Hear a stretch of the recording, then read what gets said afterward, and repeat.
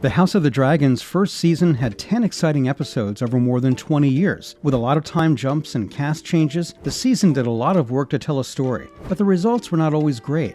In this video, I brought to you from the worst episode to the best. Make sure you stick with me to the end of the video so you don't miss any part of it. Let's not waste any more time and get down to the video right now. Here's a rundown of the whole season, from the weakest to the strongest episode. The Rogue Prince from Season 1, Episode 2, is number 1 on the list. Even though it seemed like the entire first season of House of the Dragon was a setup for the story, this episode may have been the one with the greatest setup, other than the pilot. Some interesting things took place, such as Rhaenyra flying into Dragonstone on Syrax, making Otto look like a fool, and making Daemon do as she wanted. But as viewers, we were mostly waiting to see what would happen next. Some interesting things took place, such as Rhaenyra making Otto look like a fool. The Green Council, the 9th episode of Season 1, is number 2 on the list. People had a lot of aspirations for this episode, which was somewhat unfair given that episode 9 of each season of Game of Thrones was typically the largest and frequently the greatest. However, people still had a lot of hopes for this episode. The promise that was made by the Green Council was ultimately not fulfilled. The race to find Aegon didn't quite achieve the degree of suspense, despite the fact that the council scene was riveting and that spending an entire episode with the Greens provided some of the characters, notably Alicent, much needed depth. Even while it was awesome to see Rhaenys for the first time on Medleys,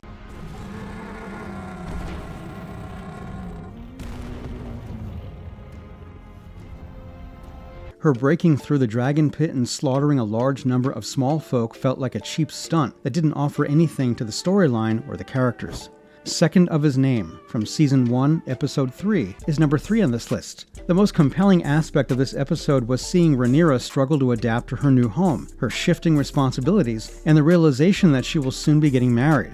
Millie Alcock had a fantastic portrayal, which made it very simple to emphasize with the anger and rebellion that she felt as a youngster. Even while it was fascinating to witness the battle in the Stepstones, it didn't add enough to the overall tale to warrant the time it took up on the screen. This is especially true when considering what time might have been utilized to develop the character of Harwin Strong. The Black Queen from Season 1, Episode 10 is number 4 on the list. As the name implies, Rhaenyra is the focus of this particular episode. Even though Emma Darcy gave a fantastic performance, the Black Queen can be quite difficult to watch at times. This is the focus of the program, but there was such a thing as too much, especially when it comes to depicting traumatic experiences related to childbirth. After witnessing so many gory and terrible delivery scenes in that season, another one was just too much. This is especially true considering that Rhaenyra's grief wasn't given much time to develop throughout the story. Nevertheless, the battle between Aemond and Vhagar, as well as Luke and Arrax, is both painful and terrifying, and the intimate moment in which Rhaenyra finds out what had occurred is one of the most astonishing moments of the whole season. Even if we have to wait 2 years for the next installment, we can't help but feel like,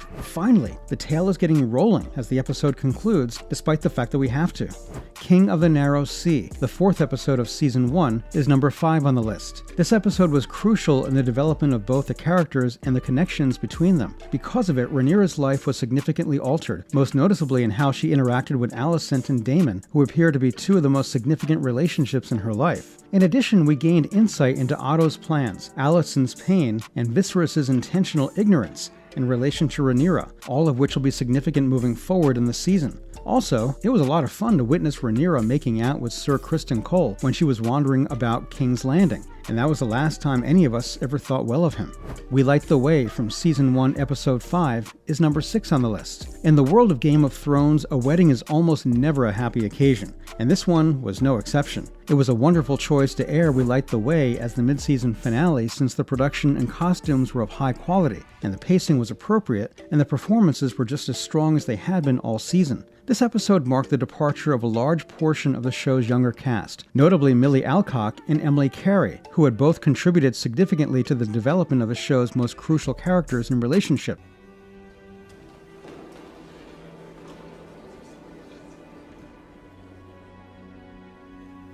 Emily had a spectacular moment when Alicent walked out in her Hightower green gown, no longer the innocent and naive girl she was at the beginning of the season. They all shone there, but Emily had a standout moment when Alicent came out in that Hightower green gown.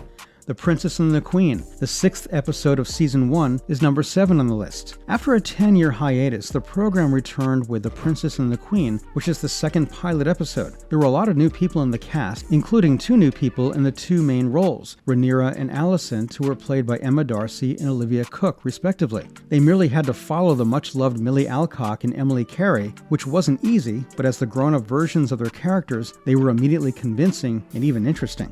They had to follow Millie Alcock and Emily Carey, which wasn't easy. Despite the fact that the time jump made the episode feel a little off, it really works out far better than you would have expected. Additionally, it contains one of the most well-known shots from the whole season, which is a tracking shot that follows Rhaenyra as she makes her way through the Red Keep shortly after giving birth to Joffrey. The Heirs of the Dragon, the first episode of Season 1, is number 8 on the list. There was a great deal of skepticism among viewers before the debut of the first episode of House of the Dragon. This was mostly due to the fact that the previous season of Game of Thrones was such a chaotic show. Therefore, it was impressive that the first episode was able to be put together so effectively, and it immediately attracted back thousands of fans who had grown bored of Westeros. It seemed like an odd welcome home.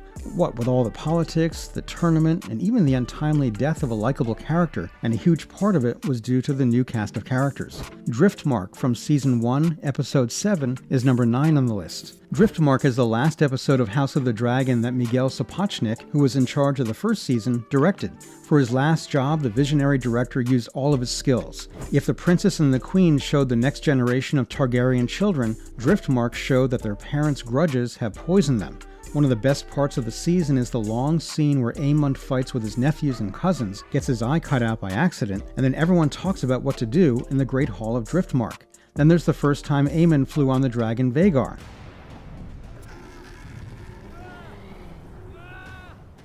Even though many people had trouble watching the sequence because it was so dark, it was still exciting. By the end of the season, Aemond may have turned into a bad guy, but his first time riding a dragon captures the magic of a young boy riding a huge animal for the first time. It helps that Leo Ashton gives a great performance. The Lord of the Tides, Episode 8 of Season 1, is at number 10 on the list. The Lord of the Tides was full of political drama, but what made it genuinely tragic was that it went to the core of the House of the Dragon as a family story. This was the most important aspect of the House of the Dragon. The fall of Viserys was heartbreaking to witness, but his final approach to the Iron Throne to defend his daughter was the most emotionally impactful sequence the show had to offer up to that point. In a later portion of the program, during the family meal, there was a significant indicator that things could get better, but then the rug was ripped out from under us. Despite the fact that all of the actors provide strong performances, Paddy Considine's last sequence as Viserys was the highlight of both the episode and the whole season. The video for today has come to an end.